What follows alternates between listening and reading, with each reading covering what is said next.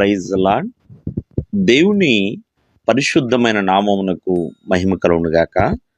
ప్రభు నామమున మీ అందరికీ హృదయపూర్వక వందనాలు. ఈ ఉదయకాలము దేవుని వాక్యాన్ని విందాం.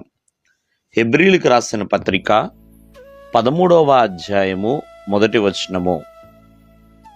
ఆతిథ్యము చేయ మరువకుడి, దాని వలన కొందరు ఎరుగకయే దేవదూతలకు ఆతిథ్యము చేసిరి. ప్రియమైన వలరా, ఆతిథ్యము అంటే దేవుని యొక్క వాక్యం సెలవిస్తుంది, అతిథి ప్రియులుగా ఉండాలి. అంటే అతిథులను గౌరవిస్తూ ప్రేమించేవారిగా ఉండాలి. అతిథి సత్కారము చేయదగిన వారిగా ఉండాలి అని దేవుని యొక్క వాక్యము సెలవిస్తుంది. అందుకనే ఆతిథ్యము చేయుట మరిచిపోవద్దు అని ఇక్కడ మనం చూస్తున్నామండి. మరి కొందరు ఎరుకకే దేవదూతలకు కూడా ఆతిథ్యము చేశారు అని కూడా మనం చూస్తున్నాం. ప్రియమైన వల్లరా, ఉదాహరణగా చెప్పాలంటే భక్తుడైన అబ్రహాము మరి దేవదూతలకి తన ఇంటికి వచ్చిన వారికి ఖచ్చితంగా తను ఆతిథ్యము చేశాడండి. ఆ మండుటెండలో సింధూర వనము దగ్గర మరి తను కూర్చున్నప్పుడు ప్రియమైన వల్లరా, మరి దేవుడు ముగ్గురు వ్యక్తులుగా దేవదూతల రూపం వలె తన యుద్ధకు వచ్చినప్పుడు, అయ్యా నీ దాసుణ్ణి దాటిపోవద్దు అని మాట్లాడుతూ ఉంటాడు. వారికి చక్కగా ఆహారాన్ని పెడతా ఉంటాడు. అంటే ఆతిథ్యము వెనకాల ఖచ్చితముగా ఆశీర్వాదము దాగి ఉందండి. మరి అబ్రహాము ఆతిథ్యము చేశాడు, ఆశీర్వదించబడ్డాడు.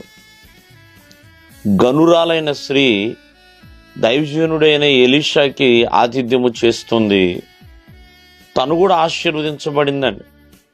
ఏదో రావటం వెళ్ళిపోవటం కాదు, దైవజనుడు అన్న ఇంట్లో ఉన్నాడు, ఖచ్చితముగా నివాసం చేయాలంటూ చూడండి, ఇంట్లో ఏదో ఒక రూమ్లో తను ఉంచలేదు, దైవజనుడికంటూ ఒక ప్రత్యేకమైన గది కట్టించిందండి. దైవజనుడికి కావలసిన సమస్తమును కూడా ఆ గదిలో సమకూర్చింది. మరి ఆతిథ్యము చేయటం వలన తను కూడా ఆశీర్వదించబడింది. ప్రియమైన వల్లరా, అబ్రహామే కాదు, షూనేమి రాయలు కూడా తను ఆశీర్వదించబడింది. ప్రియమైన వల్లరా, మనం జాగ్రత్తగా ఆలకిస్తే ఇలా బైబిల్ గ్రంథంలో చాలామంది ఆతిథ్యం చేసిన వారు ఉన్నారు. వారు అలా ఆతిథ్యము చేసి ఆశీర్వదించబడ్డారండి దేవుని చేత.